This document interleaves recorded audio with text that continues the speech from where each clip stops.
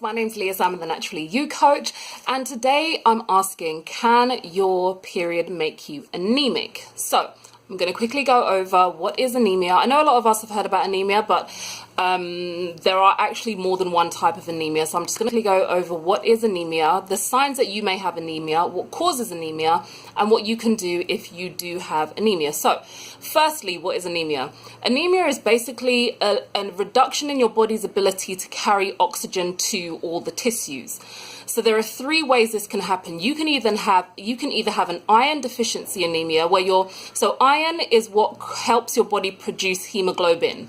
Hemoglobin is what makes your blood red, and it's the protein in your red blood cells that carries oxygen from the lungs to all the rest of the body. So the word heme means blood, the word globin means protein. So hemoglobin, the protein in your blood that carries the oxygen from your lungs to the rest of your body. Now, if you have a reduction in the amount of iron that you have for several different reasons, and we'll talk about that a little bit later, then it's going to reduce your body's ability to carry the oxygen around your body, and all the tissues in your body rely on oxygen.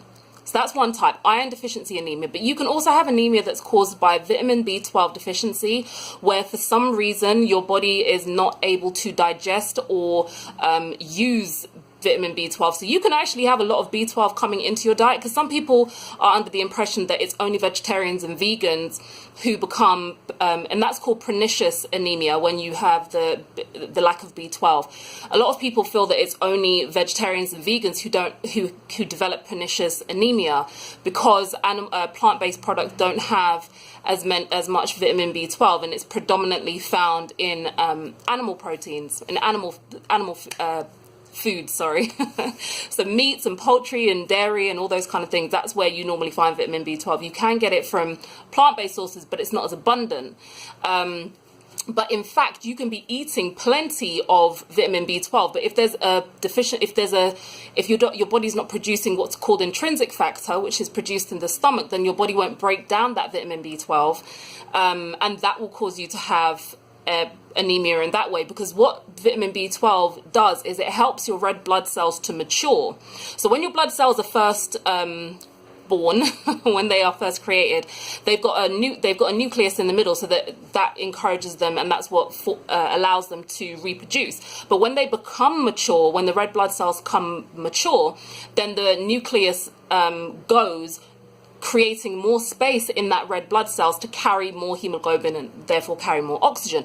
So when you're not getting vitamin B12, your red blood cells can become too big, they're called macrocytes, or they can become too small, called microcytes. And you can literally see that, because I do live blood analysis, so I literally get a drop of someone's blood and look at it under a microscope, and you can see there are regular sized blood cells, and you can see ones that just look a bit too big, and then you can see ones that look just a little bit too small, and that can be caused by pernicious anemia, by you not getting enough vitamin B12 into your diet. So that's another type of anemia. And the other type of anemia is when you're not getting enough folic acid and folate. So those are the three types of anemia. We're going to kind of be focusing on more the iron deficiency anemia for the purposes of this particular video, but there's tons of information about the other types of anemia if you are interested in finding about those also. So those are the types of anemia. Now, what are the signs that you have anemia? Now, I'm very familiar with the signs of anemia, because when I had my last baby, I had anemia. And I've probably had anemia for a very long time. But I know that my iron levels are they're kind of on the low side generally, even before I started having 25 babies in a row. Well, not 25, but I've had quite a few children in a short space of time. That is one of the reasons that is something that can deplete you of your nutrients. But with my last pregnancy, because I'm always kind of fighting with the doctors, they're always telling me, oh, you need to do this, you need to do that, you're low in this, you're high in that. But in my last pregnancy, I even had to agree with them. Yes, I am low in iron. My iron is super low. They wanted to give me tablets, but I'm like, no, let me go away and, put myself on my own program and follow my own advice. And I came back in 2 weeks, and my iron had gone up to a safer space where they were happy for me to have a home birth, without giving me a load of drama, should I say. So during that time, I was checking myself. So one of the signs of having anemia is that you've got very pale skin. If you pull down your eyelid under there, is super pink. So mine's pink, mine's getting a bit redder, but this is where you can see your blood cells, you can see your blood vessels. So if that is pink, you can literally see that there's not enough hemoglobin in the blood vessels that are right up here, that are, you know, closest to the surface of your skin, and through your skin as well. So when you look pale, it's because there's not as much hemoglobin in the blood that's surfacing your skin.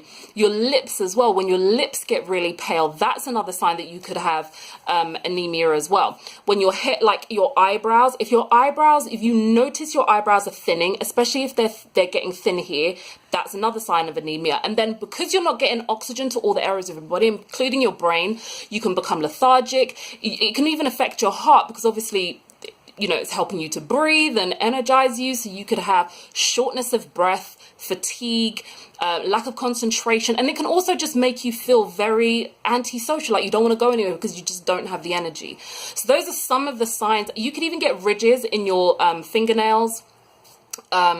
There's your hair will not be kind of as, it just won't feel very healthy. It might feel a bit brittle. Your nails will be brittle as well. So there's quite a few implications of you having any form of anemia. Some of the things that cause anemia, like I said, is pregnancy, because when you're pregnant, you are feeding and growing a whole new being. And if you're not making sure you're well nourished, then the baby that you're growing is going to get all your nourishment, because your body protects the baby, because the baby can't fend for yourself. You can get up and go to the fridge. The baby has to rely on your nutrients. So you can get quite depleted when you are pregnant if you're not topping your diet up with enough nutrients to counterbalance it. Another thing that can cause anemia is if you have an ulcer or you've got polyps in your digestive tract, because those things can then start bleeding, and then you can lose iron from there. If you've got sickle cell, or if you've got thalassemia. So if you've got sickle cell, again, there's a change in the shape of your red blood cells. So instead of them being nice and round, they're sickle shaped, and in that shape they harden, and they literally can't carry as much hemoglobin and oxygen around your body, and then they literally can get stuck in the blood vessels that they're meant to be passing through, and it can become extremely painful. Because one of my sisters has got sickle cell anemia, and I used to visit her in the hospital, and she'd be on a morphine pump because it'd be so painful. So sickle cell, thalassemia, those blood conditions can also cause anemia. Is a type of anemia called hemorrhagic anemia, and that's where you literally hemorrhage. Maybe it's because you've been in a traumatic accident and there's been a lot of blood loss, but it can also be due to the fact that every month on your cycle, when you are on your period, you have what's called menorrhagia, which is where you have very heavy periods. So one of my sisters, again, told me about the fact that when she was on her cycle, she would use a super tampon and 2 super pads, and she would have to change all 3 of those things every 3 hours, and her period lasted 5 to 7 days. That's menorrhagia. That's when she was literally hemorrhaging, having a hemorrhage every single month. That drastic loss of blood can also be responsible for you not having enough hemoglobin and iron and blood generally to service your body's needs for oxygen. And your body makes red blood cells through the bone marrow. So if your body's not able to make enough blood cells to replace those that are lost at a quick enough rate, you're not able to, you're losing it and then you're making it back up. If you're not balancing that out, you will develop anemia. So that's called hemorrhagic anemia. And that is when your cycle, that is when your period can make you anemic. So what do you do if you have hemorrhagic anemia? What do you do if you've got menorrhagia? So in my book, 30 Days to Better Periods and Womb Health, I share with you a lot of information about how you can generally improve the health of your womb, but also the herbs and the diet and the foods and the lifestyle changes that you can make to make sure that you reduce the amount of blood that you're losing. So that's very important. And taking herbs like nettle, practices like exercise, making sure you're avoiding things like soya, making sure that you're not taking in xenoestrogens, which are estrogens from the environment, so estrogens that are not produced by your body, because an overabundance of estrogen can create some of the menstrual problems that we experience, and then replacing so the thing is, we want to make sure we get the iron back in, but we want to stop what's causing the massive blood flow in the first place, and that can be balancing out your hormones, that can be making sure you're well hydrated, making sure you've got enough nutrients in your body, making sure that your muscles are working and functioning properly, and there's a lot more information on that in the book. And once you've done that, or while you're doing that, also make sure you're replacing the iron that's being lost. So some of the things that I would definitely recommend, and I've used these for years, is Salus's Floridex Florivital, which is like a liquid vitamin mineral supplement, and this one actually has a vitamin B12 in it as well. So it's not just an iron liquid, it's iron with a whole host of other natural ingredients in it as well. And what I started using during my pregnancies was Spartone. So this is an iron rich water. It's literally water that comes out of a spring, and that water is iron rich. Now the benefit of using Floridex is that it comes with vitamin C, so your body needs, because the other consideration, just like with the vitamin B12, sometimes you can be taking in a lot of iron, but your body's not able to absorb it. So when you're taking Floridex, you get the vitamin C with it. And what I was actually doing is I was taking 1 serving of the Floridex a day, and I was taking 1 sachet of Spartone. But if I had a day where I knew that, like in my smoothie, I had put in enough vitamin C powder, or there were a lot of vitamin C rich fruits and vegetables that I put in my smoothie, then I would just take 2 sachets of the Spartone, because you would take 1 day for like general maintenance, and then you would take 2 a day if you're pregnant or during your cycle, and children could even use both of these things. So that's what, if you feel like you relate to some of the symptoms that I shared earlier on, you've got a heavy flow. So even if you haven't developed those symptoms yet, you're probably likely to develop them at some point, because your flow is heavy, you've got menorrhagia.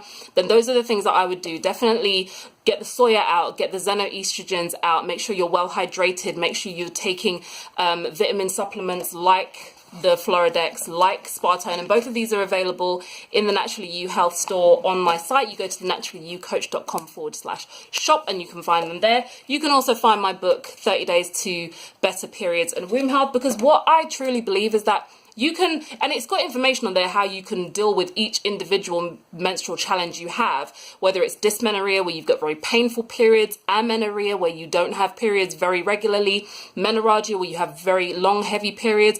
No matter what it is, if you can fundamentally heal, nourish, and balance your womb, all of those challenges will go away, and then you can just do some little cleanup work by replacing the nutrients that are lost, but addressing the cause of the challenge in the first place, not just the symptom, is where you get that's where the joy happens. That's where you get the real success and the real results. So I hope you found this video useful. Please like, share, subscribe to the channel so that you can find out when I'm posting new videos. You can also get a discount, a 10% discount and free shipping on these products when you go to my website. You join the mailing list. I send out an e-zine once a week with this kind of information, and you will get a 10% discount and free shipping on your first order from the Naturally You Health store. And you can also pick up yourself a free recipe book, a free e-recipe book from my site as well. I look forward to sharing more with you soon. If you've got any questions, please post them below the video and I'll be sure to get back to you as soon as possible. Take care and stay healthy.